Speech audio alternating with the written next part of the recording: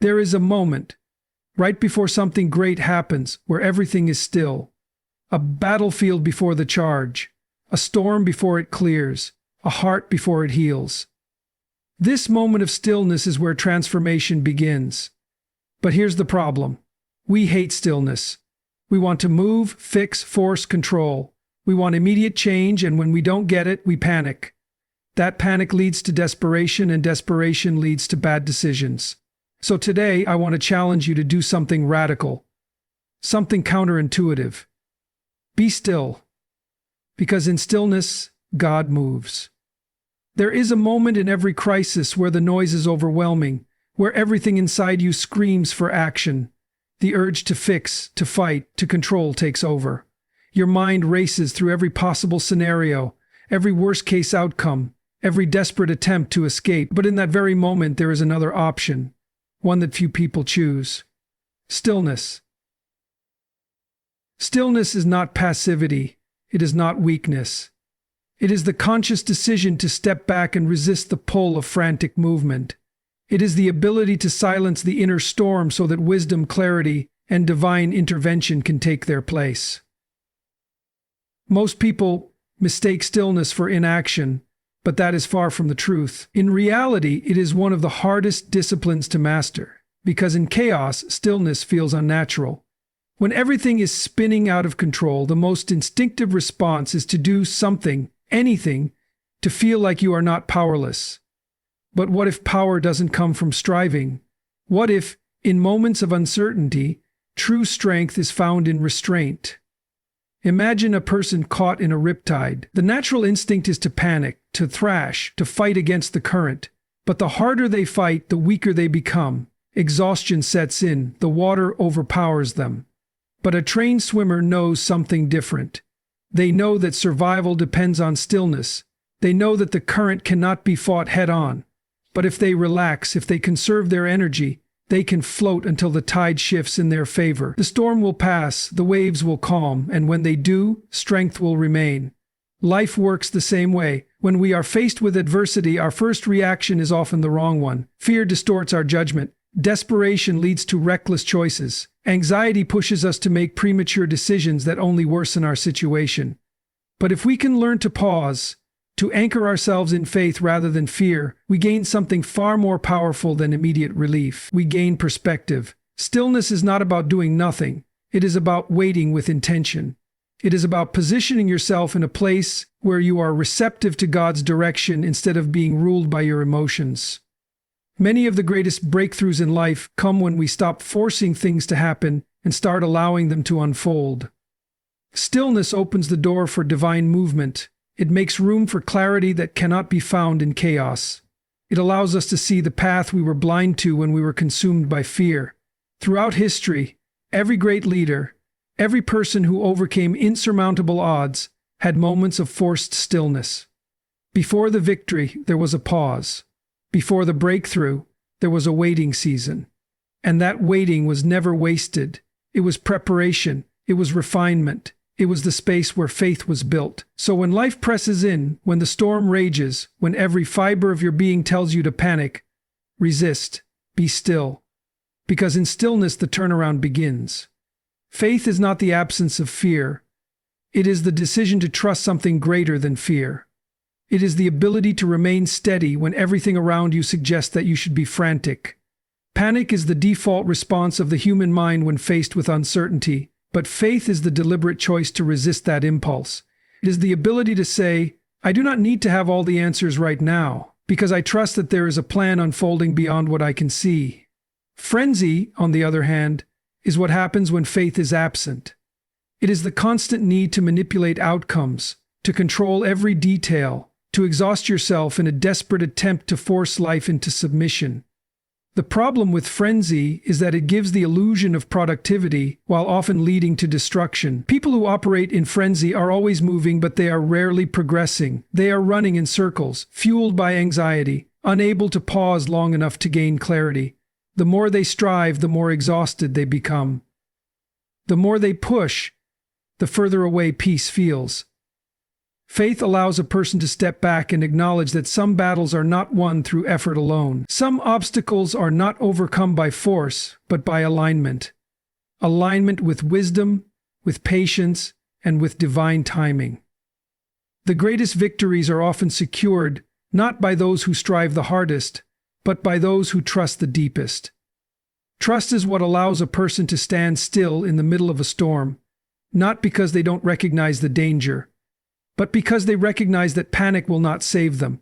Consider the story of Peter walking on water. He was fine as long as he kept his eyes on Jesus, but the moment he focused on the waves, the chaos, the uncertainty, he began to sink. The water did not suddenly become more dangerous. The storm did not suddenly become stronger. What changed was his focus.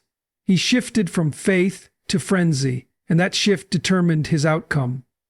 The lesson is clear. Whatever captures your focus controls your state of being. If your mind is fixated on fear, you will act from a place of fear.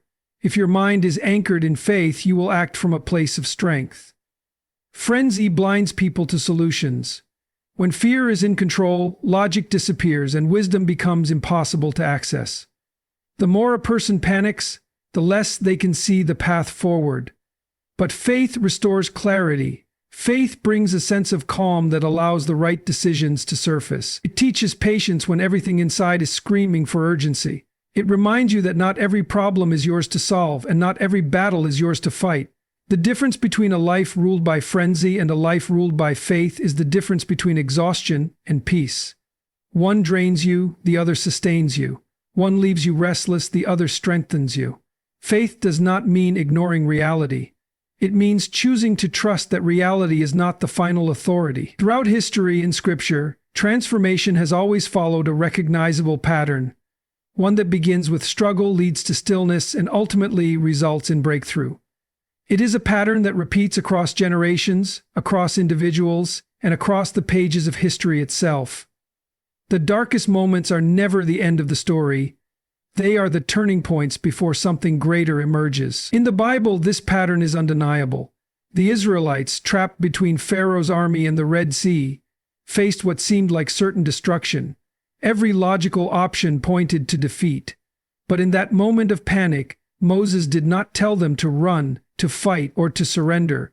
He told them something radical.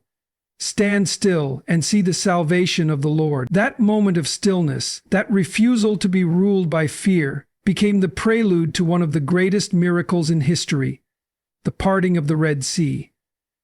The Israelites did not force their way to victory. They positioned themselves for God to move on their behalf. The same pattern appears in the life of Job. He lost everything, his wealth, his health, even his children. His friends told him to curse God and give up. His suffering was unbearable. His future looked hopeless, and yet he remained steadfast. He did not allow despair to consume him, nor did he rush to find an escape. Instead, he waited. And in the end, not only was everything restored to him, but he was given twice as much as he had before. His suffering was not the conclusion of his story. It was the preparation for something greater. Joseph experienced a similar arc. Betrayed by his own brothers, sold into slavery, wrongfully imprisoned. His life seemed to spiral further and further into darkness. There were countless moments when he could have acted in desperation, taken matters into his own hands, or surrendered to hopelessness. But he did not. He remained faithful, even when everything around him suggested that faith was foolish. And then, when the time was right, his transformation came. He was elevated from prisoner to prime minister in a single day. Years of hardship had prepared him for a moment that would change not only his life but the lives of an entire nation. Even Jesus, before his resurrection, followed this same pattern. Before the ultimate victory, there was suffering. Before the triumph, there was stillness. 3 days in the tomb. From the outside, it looked like the end. But in reality, it was only the setup for the greatest transformation the world had ever seen. This pattern is not just confined to biblical accounts. History itself tells the same story. Great leaders, great movements, and great breakthroughs are often preceded by seasons of struggle and waiting. The turning point does not come from frantic striving. It comes from endurance, faith, and the wisdom to recognize that hardship is not the enemy. It is often the tool that prepares a person for something far greater than they imagined. Desperation has a cost, and it is far greater than most people realize. It does not just affect decisions, it rewires the mind, distorts perception, and drains a person of clarity and strength. When someone is desperate, they are not thinking, they are reacting. They are driven by fear, by scarcity, by the overwhelming feeling that something must be done immediately, no matter the consequences. But decisions made in desperation rarely lead to solutions. More often, they create deeper problems. The mind, under pressure, enters survival mode. In this state, long-term thinking disappears, and all that remains is the impulse to escape discomfort as quickly as possible. This is why people make reckless financial choices when they are in a crisis. It is why they stay in toxic relationships out of fear of being alone. It is why they chase opportunities that are not right for them simply because they cannot bear the uncertainty of waiting for something better. Desperation makes bad options seem acceptable and good options seem unattainable. Physiologically, desperation activates the body's stress response, flooding the system with cortisol and adrenaline. In small doses, these hormones serve a purpose. They heighten awareness and prepare the body to respond to immediate danger. But when they become a constant state of being, they erode mental and physical health. Chronic stress impairs judgment, weakens the immune system, and leads to exhaustion. Over time, the mind becomes trapped in a cycle of anxiety, always searching for the next quick fix, never allowing itself the stillness required for real solutions to emerge. Desperation also clouds perception. It magnifies problems, making them seem larger than they are. It convinces a person that their current struggle is permanent, that there is no way out except through immediate action. But more often than not, the situation is not as dire as it appears. It only feels that way because the mind, in its frantic state, is unable to see alternatives. The same problem, when viewed from a place of calm, often reveals solutions that were invisible in the haze of panic. There is also a relational cost to desperation. People who operate from a place of fear and scarcity tend to repel the very things they are chasing. The more someone clings to a relationship, the more suffocating it becomes. The more they push for an opportunity, the more it slips away. Desperation signals instability, and instability breeds distrust. Employers sense it, partners sense it, even friends sense it. Those who learn to move with quiet confidence rather than frantic urgency are the ones who attract stability and success.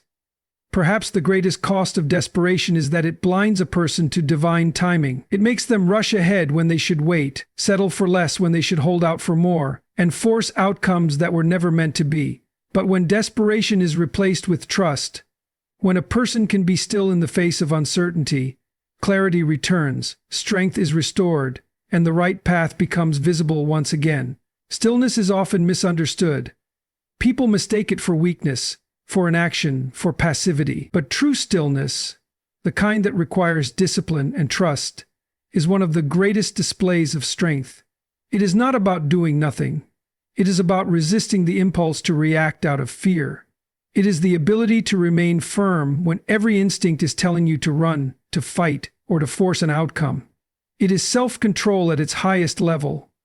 In moments of uncertainty, people feel an overwhelming need to act. They believe that movement equals progress, that doing something, anything, is better than waiting. But this is an illusion. Not all movement is progress. Some movement is just wasted energy, a frantic attempt to escape discomfort. Without wisdom, action can be just as destructive as inaction. There are times when the best thing a person can do is nothing at all, at least until the right course of action becomes clear. Stillness is strength because it requires patience. And patience is not easy. It is not passive acceptance of defeat. It is the quiet confidence that victory is coming. It is the ability to hold your ground when everything around you is shifting. It is the refusal to be controlled by circumstances, emotions, or pressure from the outside world. This kind of strength is rare because it requires trust. Trust in yourself, trust in the process, and most importantly, trust in God's timing. A person who has mastered stillness does not react impulsively. They do not allow fear to dictate their choices. They understand that rushing ahead without direction is more dangerous than waiting for clarity. They know that in times of crisis, wisdom is found in the pause. The ability to stop, to breathe, to evaluate before acting is what separates those who make wise decisions from those who make desperate ones. There is also a psychological resilience in stillness. The person who can remain calm in chaos has an advantage over those who panic. Anxiety clouds judgment, but stillness sharpens it. Fear narrows vision, making problems seem bigger than they are. But stillness allows a person to see solutions they would have otherwise missed. In a world that constantly demands urgency, the ability to be still is a rare and powerful discipline. Even in battle, stillness is a strategy. The most skilled warriors do not rush blindly into combat. They wait, they observe, they strike at the right moment. Strength is not about constant action. It is about knowing when to act. The same principle applies in life.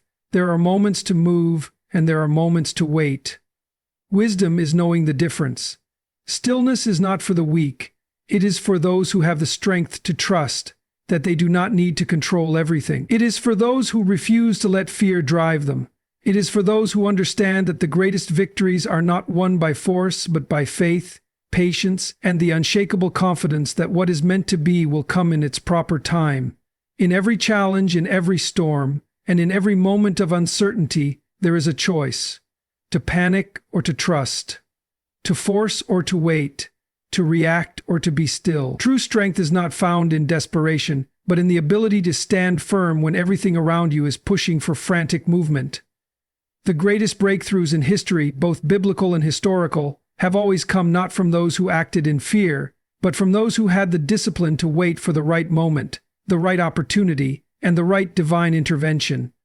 Stillness is not weakness, it is wisdom. It is the space where clarity is found, where faith is strengthened, and where transformation begins. The psychological cost of desperation is high, but the reward of patience is immeasurable. To be still is not to be passive, it is to be grounded, anchored in the confidence that you are not alone in your battle. So when life becomes overwhelming, when the temptation to react in fear rises, remember this: God is working even when you cannot see it. Your situation is not permanent. The storm will pass, the struggle will turn into strength, and the breakthrough will come, not because you forced it, but because you had the faith to stand still and let it unfold in its time.